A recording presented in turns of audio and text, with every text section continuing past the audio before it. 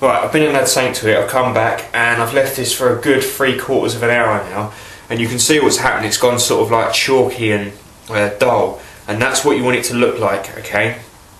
So once it looks like that, you want to take the other piece of your cloth and you basically want to put, not too much, but put a little bit of force down, and then with your other bit of rag, put a bit of elbow grease in and buff all this off, okay? So it's sort of not, obviously you don't have to like really go into it, but just sort of put a little bit of force on there, and you want to go in a circular motion and just buff it off like this. Okay, now this could take a while, so I am going to pause the camera, so yeah, so bear with me 1 second. Right, okay, so there we go, that's all buffed off and nice and shiny now. Now what you want to do now, although that's all buffed off, there is still some of the polish left over, and it's inside here. You'll never get in here with a rag. So what you want to do is get your toothbrush and make sure you clean it off thoroughly, get all the toothpaste and everything off, and with just water, no toothpaste or anything, just go around and with water just go and get it wet and get all the leftover polish that's stuck in here out.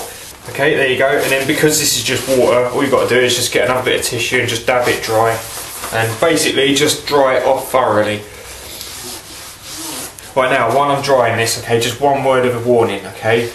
Make sure you dry this thing off thoroughly before you put it back on the deck, okay? Because you might not see it, but even under here, look, you can see there's still water in here. So what I would recommend doing is leaving this off the deck, okay? Take it indoors where it's warm and leave it off the deck for a good, I'd say 10-15 minutes to evaporate any water that's left sitting around. Because if you get any of that in there, although it won't like be enough to drip in and short out, because the inside of the deck gets warm, it might steam up inside there and you get damp in there, get moisture in there. So make sure you clean this off thoroughly, dry it off. If you can, get a hairdryer and just go over it with a hairdryer. Right, there you go. So I'm going to go and blast this with a hairdryer quickly, and then put it back on the deck, see what it looks like. And I'm just going to put the magnet back on. Now that's really easy because it only goes on one way, okay? So just put it on until it fits, until the screw holes line up, okay?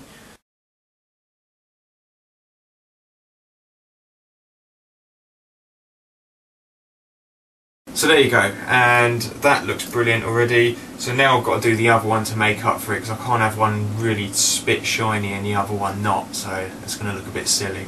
So I'm going to have to do the other one as well. But there you go, simple as that. And you can pretty much do that for most things on the turntable. On a Technics turntable anyway, most things are metal on here, so you could really pretty much polish up anything, you know, the bit around the power button, the target light, you know, the tone arm, anything, okay? So there you go. I hope this video has been a help, and I hope it was worth waiting for another Technics video. I've got a few more which I need to do, like how to change the bulb in the target light, and a couple of others. I'm not going to tell you what they are because I'm going to ruin the surprise then, but I'll just upload them as and when I can. Okay, well there you go. If you've got any questions or anything like that, bung your comments and ratings and whatever below. I'll put any relevant information in the description. Okay, thank you for watching. Nice one. Practice and enjoy.